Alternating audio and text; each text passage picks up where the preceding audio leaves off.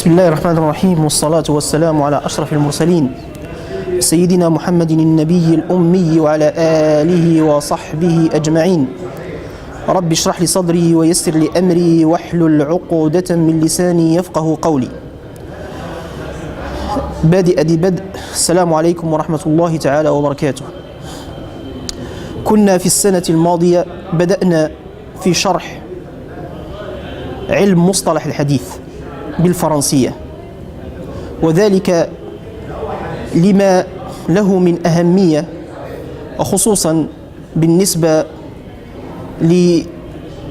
للمسلمين الذين يعيشون في الغرب، فهم بعيدون على هذه المصطلحات العلمية، فأردنا أن نقربها، خصوصا وأن الحلقات تذاع على النت. فإن شاء الله on va faire un rappel de ce qu'on a fait l'année dernière. On va commencer par expliquer l'intérêt de cette science. La science des hadiths, en gros, s'intéresse à la parole du prophète. Pourquoi il s'intéresse à la parole des prophètes? Il fait un travail de critique, un travail intellectuel de critique pour garantir l'authenticité de la parole du prophète. Pourquoi? Comme vous savez, le droit musulman, dans ses sources, il est basé sur 4 piliers. Il est basé sur le Coran, et ça on sait que le Coran, il est mutawatir, donc il nous est arrivé par un tariq al-tawatur, donc c'est une information notoire, mais la sunna, et quand je parle de la sunna, la définition globale de la sunna, tout ce que le prophète a dit, a approuvé, a fait, ou ses caractéristiques. Donc, les juristes, al-fuqaha, ils utilisent les textes du Coran, nos sources du Coran, et les textes de la sunna pour déduire les règles juridiques, al-ahkam al-shar'iyya. C'est pour ça, les ulama, ils étaient obligés, les ulama des années précédentes, ils étaient obligés d'instaurer une science critique pour garantir l'authentification ou l'authenticité de la sunna.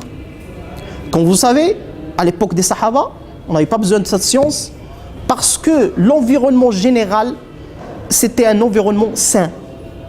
Donc il n'y avait pas Sahaba kulluhum udul. Donc ils ne rapportaient pas des mensonges sur le prophète. Aussi après at-tabi'in, il y avait aussi cette ambiance saine. Donc les ulama et les musulmans, ils n'avaient pas besoin d'instaurer une science critique pour vérifier ce qui est vrai et ce qui est faux de la parole du prophète sallallahu alayhi wa sallam. Par la suite, et par la conversion de plusieurs aqwam sont rentrés dans l'islam, les Perses, les Roms, donc il y avait ce qu'on a dit, tu vois, des personnes qui sont rentrées dans l'islam pour exploser les fondements de l'islam. Donc ils ont commencé à rapporter des mensonges sur le prophète sallallahu alayhi wa sallam pour le seul but de mettre en question les fondements de la religion musulmane. Alors, les ulama, ils ont décidé d'instaurer une science critique de l'information en global, mais surtout de l'information rapportée sur le prophète sallallahu alayhi wa sallam. Donc ils ont instauré ce qu'on appelle ulum al-hadith diraya wa riwaya. C'est quoi ulum al-hadith? Ulum al-hadith, c'est une science qui essaye d'avoir des règles de critique. Des règles critiques pour accepter ou refuser la parole du prophète sallallahu alayhi wa sallam. Ismak eh? Ahmed ou Ahmed. Yani si maintenant Ahmed vient chez moi et me dit Wallah, j'ai entendu, par exemple, Mahmoud me dire telle information, que demain il va faire chaud. Moi je dois vérifier. Si maintenant j'ai confiance à Ahmed et je sais que c'est une personne digne de confiance et qui n'est pas connue par les mensonges, je vais directement accepter ou صدق هذا الخبر. Si maintenant Ahmed, non, c'est pas quelqu'un digne de confiance, je vais refuser ce hadith-là. Et c'est pour ça, dans les sciences de hadith, il y a le texte, la parole ou la parole du prophète ou l'énoncé, et il y a la chaîne de transmission. Donc cette science, elle a pour objectif de vérifier le texte. On va voir c'est quoi les critères pour vérifier le texte. An-Nass, il y a le matn, et vérifier al-Sanad. Sanad, c'est une chaîne de transmission. Et on va vérifier chaque personne. On va vérifier deux choses, deux critères comme j'expliquais l'année dernière. Sa religiosité, adalatu, le côté religieux, et son côté scientifique, dabtuhu. Est-ce que c'est une personne qui apprend vite, qui n'a pas de problème de mémoire? Donc on va, dans chaque catégorie de chaîne de transmission, on va vérifier ces deux critères. Et c'est pour ça les ulama, ils ont mis des livres qui s'appellent Ilm al-Rijal, qui vont expliquer la bibliographie de chacun de ces personnes qui ont transmis le hadith de Muhammad sallallahu alayhi wa sallam. Donc vous êtes en train d'imaginer le travail énorme et le travail considérable que les musulmans, les savants, les ulama de l'islam, ils ont fait pour garantir l'authenticité de la sunna du prophète sallallahu alayhi wa sallam. Le premier qui a parlé de cette science, Huwa Ar-Rama Hurmuzi. Donc je vais aller vite. Mais le premier qui a écrit un livre pour théoriser cette science, c'est Ibn Salah fil Muqaddimah. Et maintenant, on a bien compris l'utilité de cette science. Elle est au service, cette science, elle est au service, donc il va vérifier l'authenticité de la parole du prophète. Il va les donner aux fuqaha, juristes.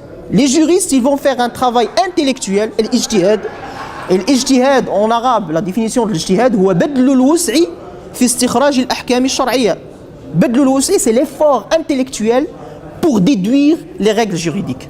Donc, on est obligé, avant de commencer le travail de l'ijtihad, de l'effort intellectuel, de savoir déjà est-ce que ce hadith est sahih ou da'if. Parce que s'il est da'if, on ne va pas faire un effort intellectuel sur un hadith da'if. Donc, c'est le travail des muhaddithines qui vont faire un travail d'authenticité, de nous garantir que ce hadith il est sahih. Par la suite, al-fuqaha, les juristes, ils vont commencer à faire ce travail intellectuel pour déduire les règles juridiques. On a plus ou moins, l'année dernière, on a défini un petit peu la science. Et là, comme j'ai expliqué, vous êtes des azharites, la définition chez les savants, chez les savants de la logique, de l'ilm al-mantiq, il y a deux sortes de définitions. Il y a une définition endogène et une définition exogène. هناك تعريف بالحد وتعريف بالرسمي. تعريف بالحد هو ما يتعلق بماهية الشيء. وتعريف بالرسمي هو ما يتعلق بكل شيء خارج عن الماهية. La définition endogène, elle concerne de définir la chose par des caractéristiques endogènes de la chose. Je définis cette table par ses caractéristiques endogènes. هذا تعريف بالحد. Et تعريف بالرسم, je définis la table par des caractéristiques exogènes de la chose. تعريف بالحد وتعريف بالرسم. Et on a donné un petit peu tarif de cette science. C'est quoi sa définition? Il y a plusieurs définitions. La définition de Ibn Salah, on a donné la définition في كتاب تدريب الراوي, mais toutes les définitions se rencontrent. Donc ils ont les mêmes objectifs. Et ce qu'on va instaurer dans ce cours, chaque mot, chaque terme, on va le définir par le sens propre et par le sens terminologique. C'est quoi le sens propre ou le sens linguistique? تعريف في اللغة وتعريف في الاصطلاح. Le sens propre, تعريف في اللغة, le sens terminologique, تعريفه في الاصطلاح. في اللغة, c'est-à-dire comment les Arabes ils ont utilisé ce terme, ils ont compris ce terme. Ta'rif al-lugha. Ta'rif al-istilah, non, c'est autre chose. Ta'rif al-istilah, c'est comment les membres ou les spécialistes de cette science ils se sont mis d'accord sur une définition. Je donne un exemple, je le donne tout le temps, il est facile, il est le plus facile. Par exemple, الصلاة. الصلاة في اللغة هي الدعاء. هذا تعريف لغوي. Au sens propre, c'est l'invocation, c'est le dua. Mais au sens terminologique, les fuqaha, comment ils ont défini الصلاة? Ils ont dit هما أقوال مخصوصة أقوال مخصوصة وأفعال مخصوصة تبتدئ بتكبيرة الإحرام وتنتهي بالتسليم. Donc c'est une définition spéciale. Mais il y a toujours une relation entre le sens propre et le sens terminologique. Par exemple, c'est quoi la relation entre salah au sens propre et sens terminologique? C'est qu'à l'intérieur de salah qui est défini au sens terminologique, on fait dua. Donc il y a une relation entre le sens propre et le sens terminologique. C'est pour ça, dans chaque définition, dans chaque terme, on va définir au sens propre et au sens terminologique.